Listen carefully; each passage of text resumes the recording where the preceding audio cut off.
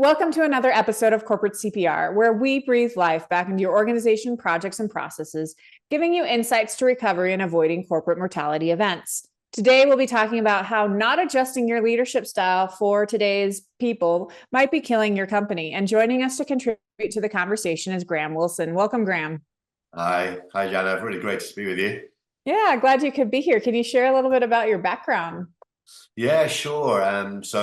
My first career, I suppose I've had three careers really. The first career was military, so I've got a really good insight into leadership from a different perspective, I guess, from organizations, and that really gave me a good foundation of great leadership across the globe in different environments, both in peacekeeping but also in combat situations. So it was a decade of doing that, and then I had this sort of passion to find out what's all this corporate world about. So I joined a global organization called Dupont, which I'm sure you're aware of, and worked with them for about 7 or 8 years. And then I had a real passion to get into entrepreneurship and start my own business. So I started Successfactory nearly 30 years ago now, and the idea behind it really was to be able to work with organizations really from startup all the way through global organizations, and really get them to think about leadership in a different way. And I've always said that leadership is contextual. So have our leadership and management practices kept up with the pace of change?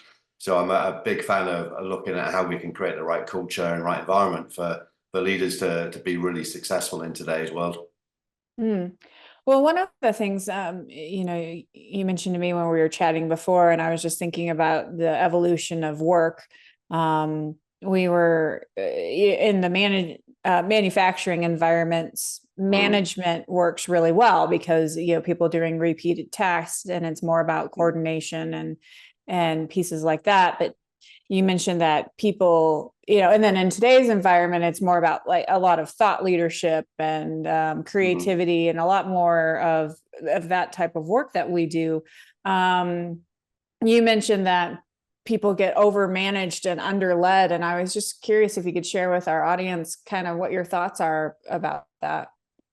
Absolutely. I think, if you're in a context where, it's a read brief process, you know what the problems are, know what the solutions are, it is a matter of actually, working in that way. I call that paint by numbers. You need great managers to make sure you keep on track. But I think if you look at, the context today where the pace of change is so fast, and it's actually quicker than our ability to keep up with it, then, it's not possible really for managers to have all the answers. And some of the outdated ways of management, for example, one of my red flags in organizations is when they talk about the annual appraisal, and the analogy I always use, if you had an elite sports team, you wouldn't get to the end of the season and say, well, how did we do? You'd have a performance conversation at every opportunity to improve performance. So, there are certain things that in terms of the world we live in now, where we need to start to get everyone in organizations to think, to lead. For me, leadership is not a positional thing. It's about whether people want to follow you. So even you mentioned about manufacturing, the classic sort of lean concept of people nearest a problem should solve it. So, we want people to think. And I think when you start to create an overmanaged culture, what happens, I think it starts to switch people off. Innovation dies, and it can really impact on the success of the organization. Whereas when we create a culture where we get that balance right of great management and great leadership, I think what we do is we create an environment where people are really thinking about how they improve performance. There's a constant stream of great ideas. And for me, it's around, how do we really, as a leader, how do we awaken possibility in people to deliver extraordinary results? And I think that's really where I'm coming from. And the danger is if it's overmanaged, people just switch off. And we get often what we call the dead body syndrome, where you get people just attending work, and they take the pay, they do the bare minimum, they do everything they should do, but not actually adding as much value as they could do if they were, have clear direction, they had autonomy, and they were supported, and they were growing and developing and contributing. And I think, in today's world, I find certainly a lot of senior leaders in global organizations, there's no way they can have all the answers anymore. And often the answers to many problems are within the people. So how do we get them to think? How do we get them to come up with ideas? How do we, collaborate more effectively? And I think, the challenge we have, of course, is that our education system as well is lagging behind. Certainly when I went to school, many years ago, if the teacher asked me a question, I would put my hand up and they would tell me whether I'm right or wrong. And but if I think about that situation, if I turned around and collaborated with my classmates and had a little conversation around what we thought the answer was, we'd probably get told off. So quite often, a lot of people, have been taught really that teamwork and collaboration is actually cheating. Yet in today's world, it's exactly what we need. We need people to collaborate, to take ownership, to really feel part of the organization, to really add impact and value and drive the business forward. So yeah, that's really where I'm coming from. Really. The ability to be able to get organizations to realize is they have so much intellectual capital available in their businesses, but are they actually using it effectively? You mentioned a couple of times that we have to create this leadership culture. And I guess, I'd like to hear a little bit about that, because obviously it's not easy to change a culture. Mm. How do you see being able to create a culture that's focused on leadership? Mm. Well, I think a lot of it, your culture is created every day, isn't it, by behavioral choices. And I'm a really big fan of clarity. And so I think, senior leadership teams, they have to really think about, they are the custodians of the culture. Culture quite often comes from them. So how they lead and how they behave and how they're seen to behave and make decisions is really important. So first of all, you need to be really clear about obviously what the purpose of the organization is and make sure that's really embedded in the business. We need to make sure that we have a clear direction, so we know what our goals are, we know what our business model is, we know what our values are. And quite often I'll ask leadership teams, I'll say, so what are our corporate values? And you can see them trying to, the eyes go up and they're trying to picture the poster on the wall because they've got values. And my second question is always around, so why do you actually have values? And stated values, and quite often there's a delay before they can answer that because they've not really thought about it. So for me, it's around looking at the organization as a system and thinking around the why, the what, and the how, and how we create that purpose, the strategic goals, and the values. So we create that as a leadership team, and then what we do then is we get the organization to really start thinking about how do we align behind that. And really what, when you think about leadership, the only thing we're really in control of is our own behavior. The rest of it is about other people choosing whether they want to behave that way or not. So, I'm not a big fan of creating very complicated behavioral frameworks and telling people how they should behave. I think what we have to do is create a system where people want to behave in that way. So I'll give you an example of that is, if, for example, one of our values is around collaboration or team working, in organizations, many large organizations spend millions, don't they, on team building sessions. But when you look at the system, often, the system is actually driving individual behavior because they have individual objectives and they're rewarded individually. So, naturally, they're going to behave in an individual way. And if I've got individual KPIs, I'm going to make sure I get those hit first before anything else. So, from a leadership point of view, to be able to think about how we craft the right culture, how we really talk about why we have values. And for me, values should drive our ways of working, and our ways of working then should actually drive our behavioral choice. So you can't tell people how to behave. And what you can do is give them some ideas around what's expected around here so that they then choose. A wonderful example, one of the books by James Kerr, which I think is really interesting about the All Blacks, a fantastic rugby team, and it's called Legacy. And they talk about the 15 guiding principles that the All Blacks have. And one of the New Zealand cultural norms is around humility. So one of their principles of operation, of course, is what they call sweep the shed. And what I mean by that is you might be the best player in the world, but your job is at the end of the training session or the end of the match is you clean the dressing room. What that principle does then is drive the right behavior. And once you've got that place, you've got clarity, then you can start to manage around that. So I think it's being clear, giving direction, explain to people why we have all these elements in place, and then managing and observing. And if you've got the right behaviors and people doing the right activity, then surely the results should follow. Have you seen instances where maybe things that leadership is doing has unintentional consequences on the culture, where maybe they don't realize what they're doing and the effects it has? Absolutely. Sadly, yeah, a lot. we talk a lot, don't we, about building trust and a culture of trust and psychological safety. There's lots of different models around trust. The work by Stephen Covey is great around the speed of trust. But for me, trust is, in the military, we used to have a concept was, would I really want to go to war with them?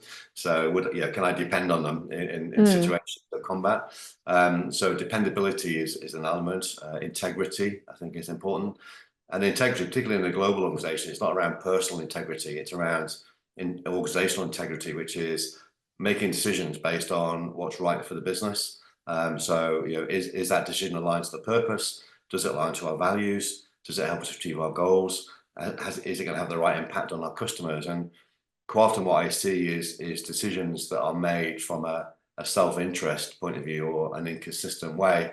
And people see that straight away. And sadly, often, when you look at often the system that we have in business where, people performance is related to bonuses, and quite often, when we link, sort of money to performance, then, some strange decisions can be made because sadly people can make decisions based on hitting their profit margin, for example, to then get their bonus.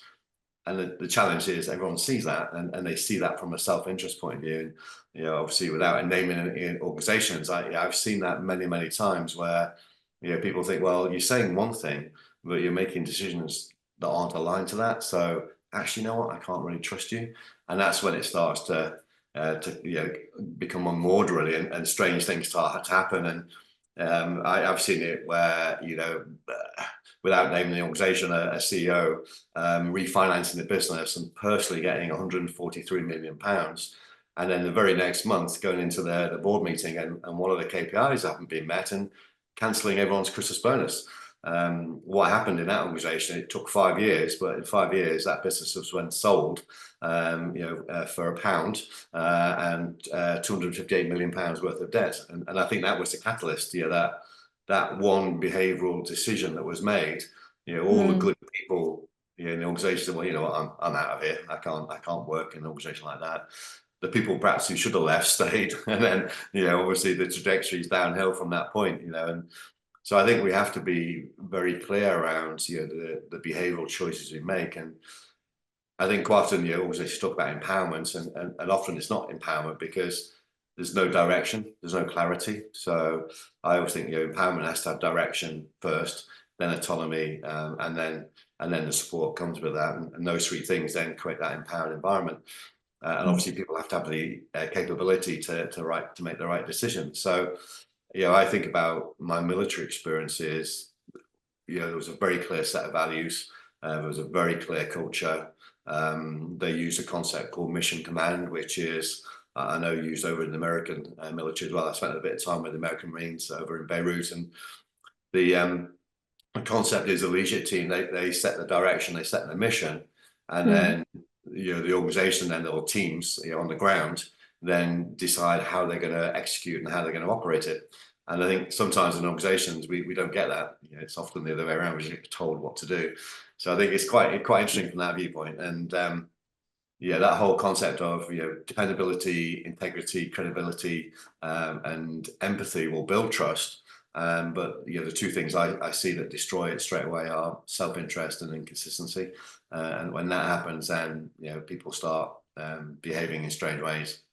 I'm curious if you see differences, because you talked a lot about how much the importance of teamwork and collaboration is to today's organizations. Do you see a difference across cultures? Because I think, and obviously not everybody is the same. So I definitely don't want to generalize, entire countries, but America does seem to be very competitive and somewhat independent. Obviously they there's people who know how to work in teams, but there is this level of kind of glorifying an individual versus, like, I think about Singapore, which is, very much like they have messages all over their subways and stuff that says, like, for the these aren't the words, but essentially it means for the collective is more important than the individual. So have you seen much of that? Yeah, absolutely. Same in Scandinavia as well. And I see that certainly working with many global organizations. And yeah, it's quite interesting. Some of the large organizations we work with, what it's become very clear is you can't have one leadership model.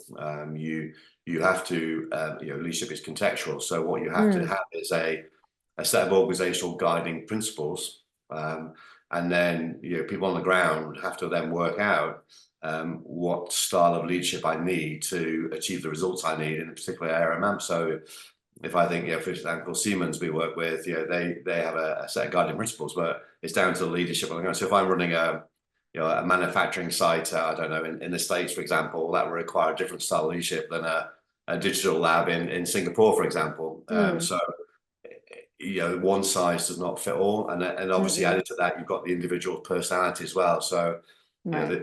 all of these things really come into play, and and the leadership really is not a position, as I said before. It's about whether people want to follow you. So the more you are yourself, the more that people know who you are. I always talk about the sort of the four concepts that we need to get across in terms of a leadership story about who are you as a person. What's your Okay. journey? What's your strengths? What are your beliefs and values? What is your purpose? What is it you actually do on a day-to-day basis from a leadership point of view, and how do you operate? And once people start to understand that and you can communicate that, then people will start to trust you. And when they trust you, of course, they'll follow.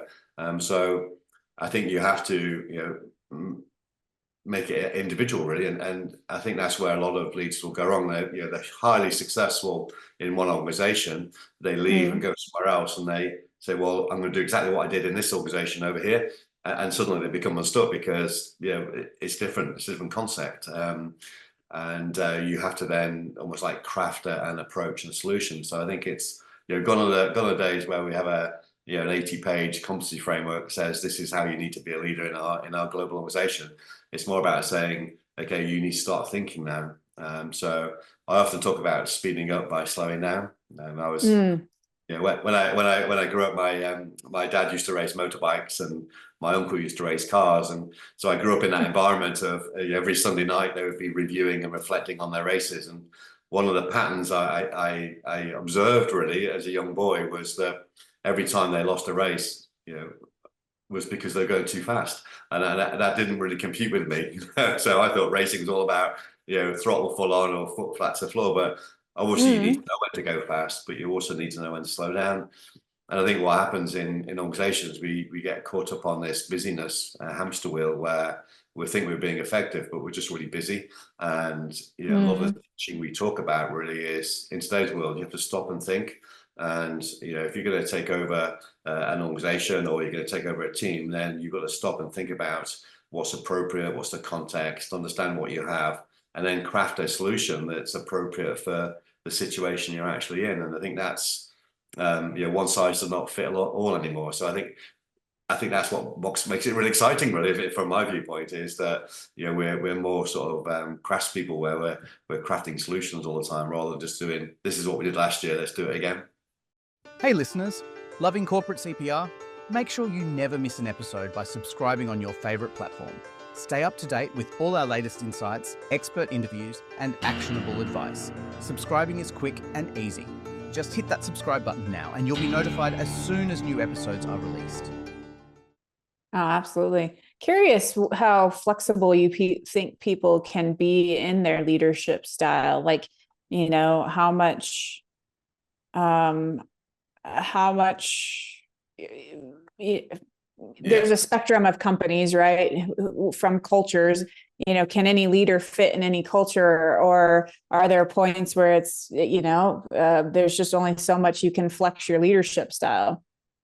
I think you're right. I think leadership starts with self-awareness, isn't it, really? And I think we tend Mm, to gravitate towards organizations or situations or contexts that excite us. And I think I often see people where they're in an environment where it's just not suited to who they really are as a person. So mm, they've got to make a choice: do they struggle, or do they move out of it and find an environment that really works for them? So I think there's a balancing act there, isn't it? So I think a lot of effective leadership for me is really being starting with self-aware, understanding who you are, understanding your strengths, understanding how you operate, what your values and belief systems are, and then finding a context and environment that you can actually work in.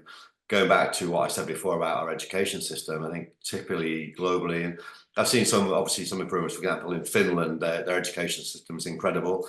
They don't do subjects; they teach and they combine them all together. So it's really fascinating how they educate young people. I think sadly, from a lot of the rest of the world, is we tend to get taught around predictability and consistency and fitting to a mold, and you have to pass this exam, and do this, and we're not building, people who have that flexibility. We're actually restricting, what they are capable of actually doing.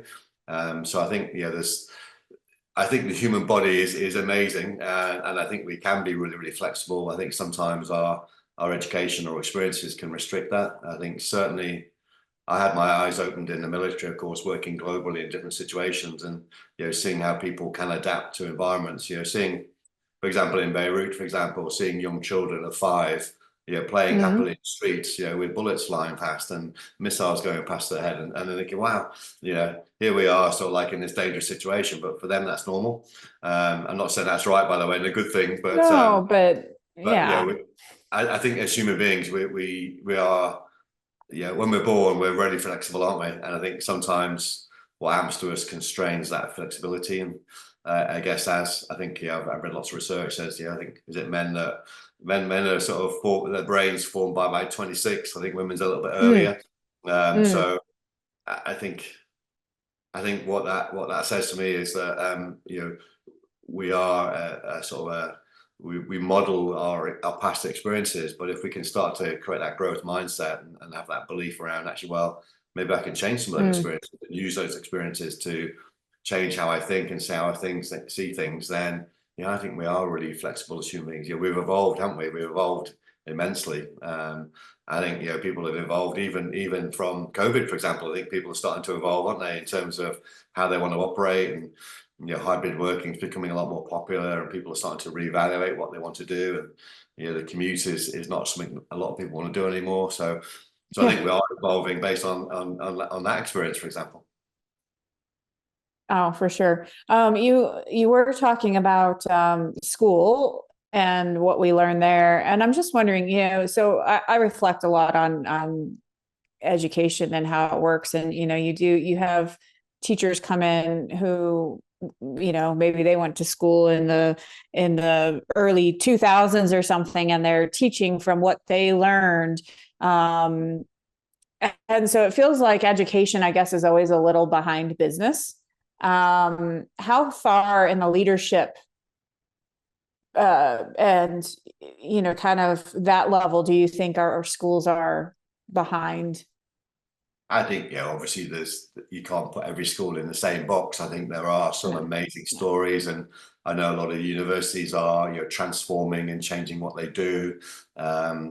If you think about, the concept of the global MBA, for example, I know we were talking before, weren't we, about Lancaster, and I know, having worked with Henry Mintzberg around, his belief is that stands for maybe best avoided, because it's actually taught in isolation, and having said that, there are lots of universities which do amazing education and development. But I think overall, unless we start to educate the educators, I guess, then it's not going to change, is it, really? So I think there is a lag. I think it's getting better. Certainly, we have done quite a lot of free work with schools, and particularly younger age schools. We call them UK primary schools.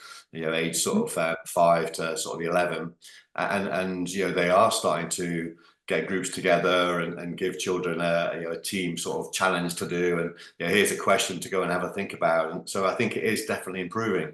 But in the work I do, in working with typically people from, let's say, I don't know, 25 to 60, let's say, I think their education perhaps hasn't been as good as it could have been.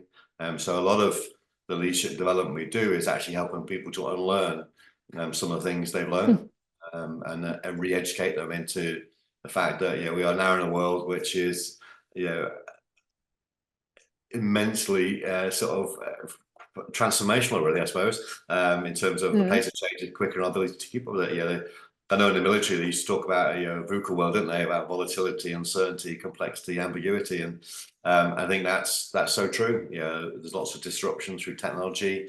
Diversity is playing a bigger part. We're now into lead multi generations within organizations, so that requires a new approach. And I think for me, what I'm really interested in is what do we believe is going to work going forward. I'm not too interested in looking backwards. For me, it must be around how do we start to predict what we need to do now.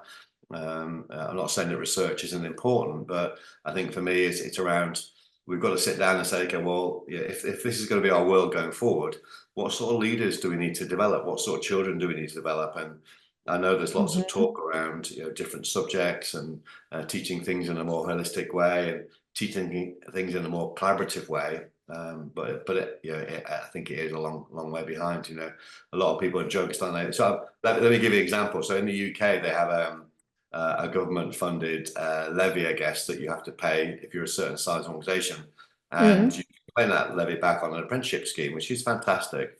But to go on the apprenticeship scheme, you have to have English and maths as a requirement. So we work a lot in healthcare, and we have, for example, surgeons, for example, who've trained in Africa, and they're amazing people. They've got degrees coming out of their ears, but they haven't got a GCSE in maths and English, so they can't do this award. And thinking, how crazy is that? When they're already amazing people what they do. So there are some strange things that happen from a bureaucratic point of view, I guess. But fundamentally, well, they're even further behind, if you ask me, than the school. I know, but yeah, I think sadly, I think we can do our part, can't we? But I think it's for me, it's around just getting leaders to stop and think and go, is the world the same as what it was last year? No, it's not. So how do we now operate in this new way? So let's move away from some of the old world practices like annual appraisals and all these masses of KPIs and all that sort of stuff that slows the organization down, working in silos. A lot of organizations are based on how we were taught, so we have subject matter experts, don't we, running a particular division of a business because that's how we did it at school. We had a teacher in a different classroom and we then model our businesses based on that, when actually we need to start to break down some of those things. And I know a lot of organizations that are starting or are new, they have the advantage to be able to start with a blank piece of paper and create organizations that operate effectively in today's world, where you're not having these silos, you're having groups of people together who have the right skills to go out and grab an opportunity. And I think that's really exciting, that when organizations do that. How do you think that, so thinking about, new university graduates, new entrants into the market, how do we help? I guess maybe a twofold question. One, how do we most effectively lead those people? But then in turn, do we prepare them to be leaders? Do you have thoughts on that? I do. So obviously there's a lot of general difference that happens. So I'll give you an example of that, running some graduate programs where we're in a training room together, we've run a journey together, and one of the first exercises we got them to do is to ask them as a team, saying, no, so what is it you really want from this business? And if you can put that on the whiteboard over there, and what is it that you can actually give the business? And what's really interesting is whenever we do the exercise, what they want from the business is really, really busy. And very rarely is there anything on what are they going to give to the business. So I think that's quite interesting in terms of that concept. It's all about what they want rather than what they can give. So I think we need to address that balance. I think people still need to be, whatever age they are, they still need to be treated as humans. Which we need to use empathy. We need to understand who they are and where they're coming from, and lead them in the most appropriate way. So again, going back to that whole thing around looking at what you have in front of you and then leading and manage them in the right appropriate way, I think is really important. I think we need to educate them around the context that organizations are running in now, and helping them to understand what works in today's world, and help them to work out themselves really how they should develop and grow. And if they want to be a CEO in 5 years' time, which most of them do, don't they, very quickly, then what is it you need to do in order to actually achieve that? And what is it you can give? I was my upbringing was you have to give first before you get. It's not you get and then you give.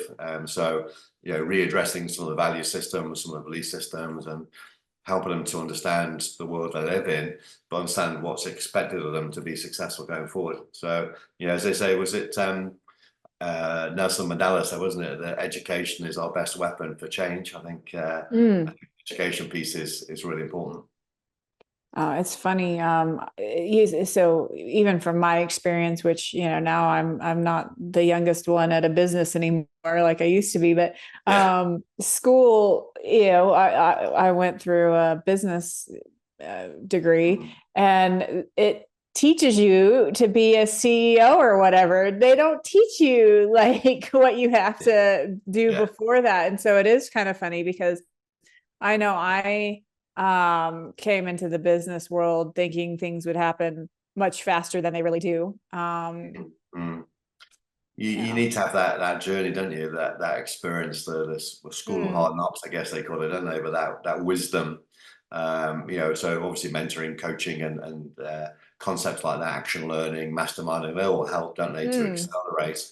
But it's very difficult to tell someone, what you need to be now in 10 years' time to be an effective CEO, because what we need is people to be able to, we need to teach them how to think, don't we? Rather than this is what you need to do. So, I see a lot of organizations have very clear sort of leadership pipelines, don't they? So, well, you're here now at team leader level, to be a middle manager, you need to do this, to be a CEO, you need to do this. And I sometimes challenge that, really, whereas, what I would rather do is teach people to think and grow and craft solutions themselves. Develop a toolbox for them, a thinking toolbox, and a range of different leadership tools they can use.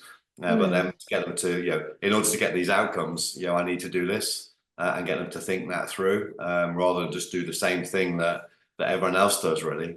So getting people to think is a big thing for me. Yeah. Oh, definitely. And, you know, understanding, I guess the other thing that was hard for me to learn even after, right? So I had the first shock of you don't graduate and become a CEO. But the second shock was, I guess for me, was how I'm doing the same job as someone else and I'm not getting paid the same. And I've even actually had this in relation to somebody who works for me, in our company, who's, I feel like I do just as great work as this person. Why don't I have the same job title, or things like that? And it dawned on me, we try, like in our organization, we strive for pay equity and Absolutely. Pay transparency to some extent. And part of that came from my experience, but what I've learned since being more of a leader is that the other component to that is it's sometimes easy to do your job in easy times, and so that can be a difference. So this person has a different job title, or this person's getting paid more because they've also done this job during difficult times, and you just haven't had that experience yet. I think we've worked with organizations that have been hugely successful, and suddenly something happens and not successful, and there's no knowledge or experience about how to deal with that. So obviously you can teach people that and accelerate that learning, so they don't sort of go off the rails in any way. But I think from a job title point of view, when you get promoted, really, it's for me, it's not I'm a junior sort of individual contributor. Now I'm a team leader. Now I'm a middle manager. Now I'm a senior manager. They are completely different jobs. And you have to be educated for that. I personally found senior leadership a lot easier than I did the day-to-day management, and just who I am as a person. I enjoy ambiguity. I enjoy that solving problems. I enjoy that strategic thinking sort of approach. But the day-to-day, mundane management stuff I found a lot harder. So I often challenge the organizations around, when they look at succession planning, are you finding the right talent? Because it's not just the fact that they've been successful doing that job, so they should be promoted. it's a completely different job. So yeah, and another example will be is why do I have to go into management when I'm a technical person? Why can't Right. I be the chief coder of the organization or whatever? Not that's the right term, but I should be able to earn the same amount of money as a senior leader in a business because I'm contributing, I'm adding value. So I think the old world hierarchy and the old way management sort of stuff that you've got to be a vice president or whatever, or you've got to be a CEO, or you've got to be on the C-suite to be successful. I think we need to change that, don't we, in terms of more about the contribution and value you add. And I know a lot of organizations we work with now are changing job descriptions to more of a value contribution, which I think is great. What value do you add to the business? And it doesn't necessarily mean that you're more senior because you're a people leader. You might be a very senior technical person, which is adding just as much, if not more, value than someone who's leading the team. So I think those sort of things. Yeah, and if I go back to my military, and you talked about transparency there, we knew what everyone earned. And you got extra pay for different situations you're in. So if combat, for example, or you're away from home or whatever, or you're deployed somewhere, but also you got paid for extra skills. So if you learn how to dive or you parachute or whatever, you got extra money added to your day rate. And I think that was completely transparent, and everyone knew that. And I can remember for 10 years never ever having a conversation about pay ever. It wasn't about pay. More about performance and being successful and improving every day and adding making a difference, I guess, making a positive impact. So I think sometimes organizations, the culture is the wrong approach, isn't it, really?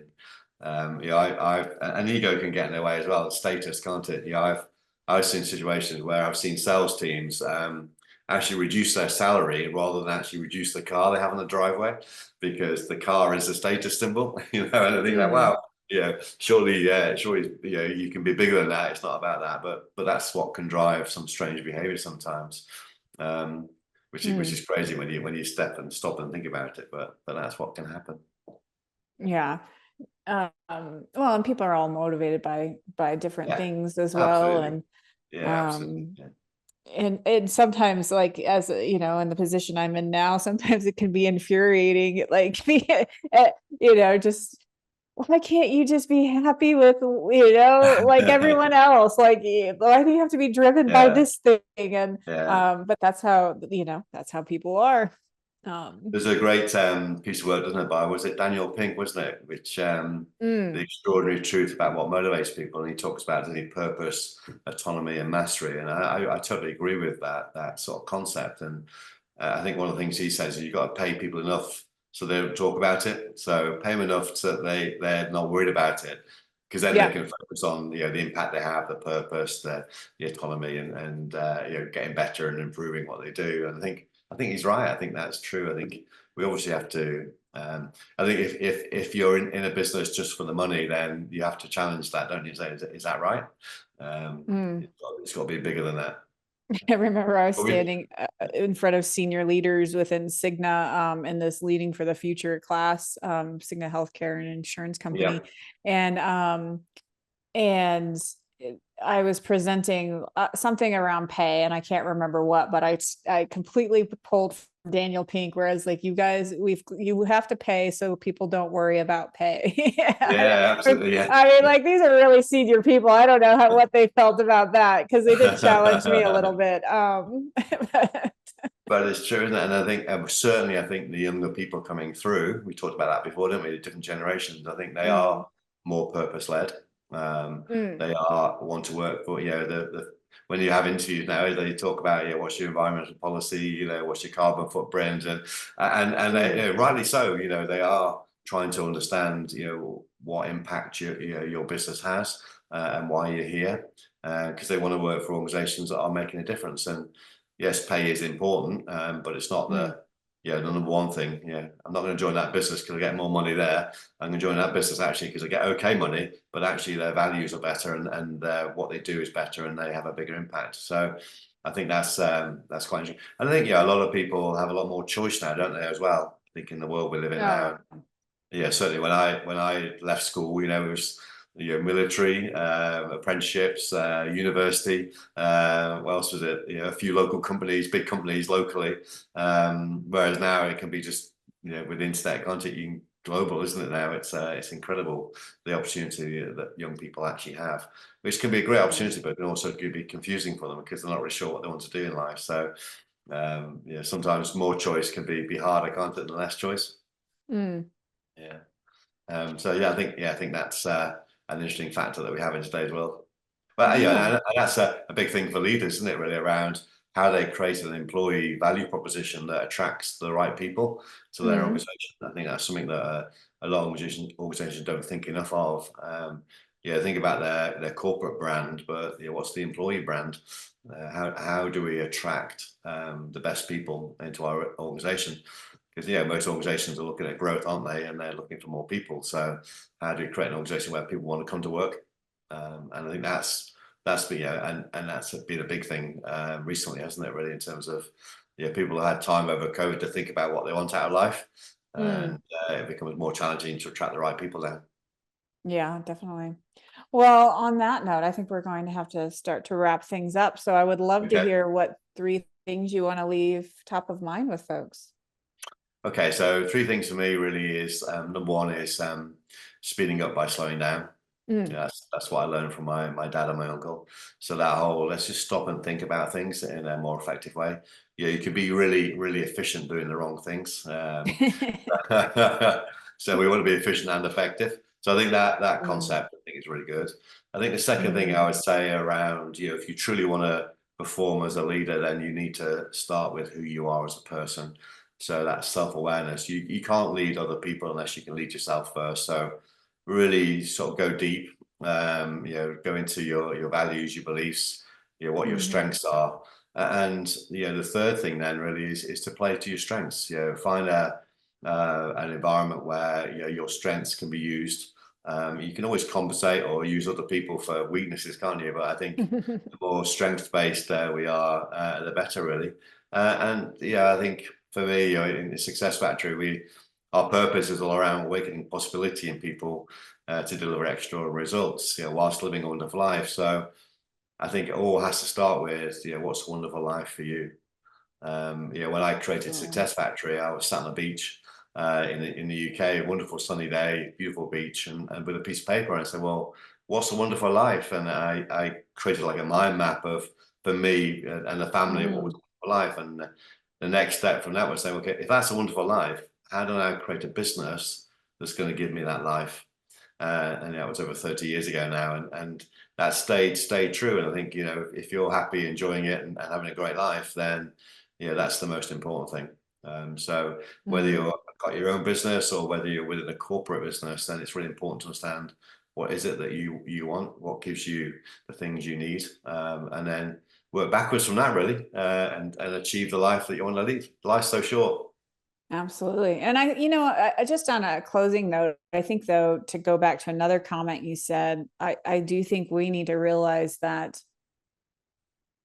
we can have a wonderful life, even if all of those things aren't happening. When you were talking about the kids, right? Like we also have to find that, how do I make my life wonderful in my current circumstances as well, like all the way on the journey, right? From where I am to where I want to get to. How do I look for the best? I mean, it evolves. What a wonderful life was for me when I was 18, 19 in the military was totally different. I'm 62 now to what it is now, and it evolves. So it's that constant process, really, isn't it? Around it's not a destination. I think that's where a lot of people go wrong, isn't it? And, exactly. I'm going to save like mad. So when I get to 55, I'm going to retire, and then they get to 56 and drop down dead. So it's more about as you said before, the process of here and now, isn't it? What makes a great life now? And I think rather than saying it won't be a great life until I'm earning 7 figures or I've got the house in Malibu or whatever, and that's stuff away, isn't it? It's more about the here and now and the experiences and what gives you a great life now, I think, which is really important. I think there's a book, isn't there, by I can't remember the name of the guy now. So Spencer Johnson. I think it's called The Present. And it basically says, yeah, the message is really there's nothing you can really do about the past apart from learn from it. And there's nothing really you can do about the future because it hasn't happened yet. But what you can control is the present. So the book, yeah, with a picture of a present, actually the present is the present, and being present, I think, is really, really important, and enjoying every moment. And yeah, I think that's key. And yeah, one of the things, for me when I was growing up was, time with the kids and the family, and so I created a business that would enable me to do that, and Yep. travel as well, and things like that. So it was great to be able to have that opportunity to do that. So I think it's really important to do. And I think, when you're doing the things that you're aligned to your strengths, your values, your beliefs, and when you're living a great life, then you're going to perform at a high level. Oh, for sure. Yeah. Absolutely. Well, Graham, this has been a great conversation. Would love to hear how folks can get in contact with you or learn more about what you do. Yeah, sure. Well, I've got a personal website, which is just grahamwilson.com. So you can certainly tap into that and have a look at some of the work I do from that point of view. And our corporate website is the successfactory.co.uk. And obviously there's if you search me on LinkedIn, you'll find me. And there's also lots of books that we've written over the years. So Leadership Laid Bare, the New Leadership Manifesto. Wabazugi, which is all about resilience, and some of our team have written books around teams and meetings as well. I'm actually in the process of just completing a book around project and change, so that might be of interest for you, yeah, in terms of what another work you do, the amazing work you do. So we like to write the books because it sort of formalizes, I guess, our thinking. So it's more about what we believe rather than research-based academic documents. They're more about toolkits and what we personally believe leaders should be doing in the new world. So they're more than welcome to have a look at that. But it'd be great for anyone who's listening to get in contact. I'm more than happy to explore more. As you can see, I'm passionate about making a difference and leadership. And if I can help anyone to improve their confidence or get clarity about what they're going to do, then it's been a great day. Absolutely. Oh, fantastic. Well, I really appreciate your time and sharing your expertise with our audience. Thank you. It's been a pleasure. Thank you very much. Yeah. And to our audience, until next time, keep your organizations healthy.